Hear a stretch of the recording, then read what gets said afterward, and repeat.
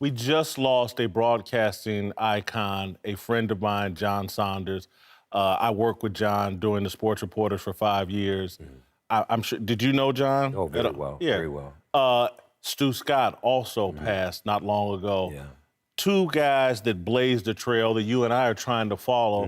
What are your reflections on John Saunders and Stuart Scott? John, we would text each other from time to time, and he was always so positive. He was just a positive dude, not in one way competitive as we can get with each other.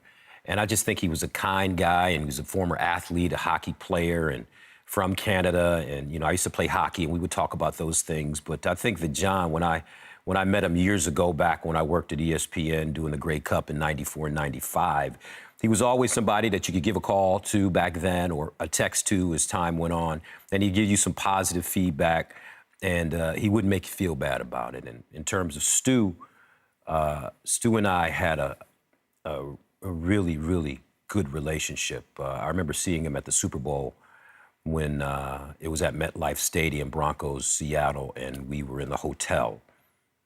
And he was still battling the illness. And I asked him an honest question. I said, man, can I ask you a candid question? He said, yeah.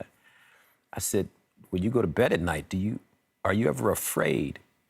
He was like, I'm not afraid in the way you would think I'd be afraid. He said, but I'm afraid that one day I'm gonna go to sleep and I'm not gonna wake up and I'm not gonna see my daughters get married. I'm not gonna be able to give them away. I'm not gonna see them grow up and mature and be a grandfather. And unfortunately, that's what happened. But, I just thought, as you mentioned, Stuart was an innovator.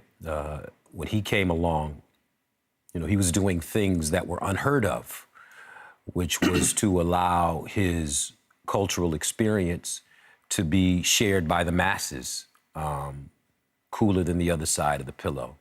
I want to use that myself. I want to use booyah myself, respectfully. So I think he did those things, Jason, and he was not afraid to be himself, and that's what made him a very special journalist.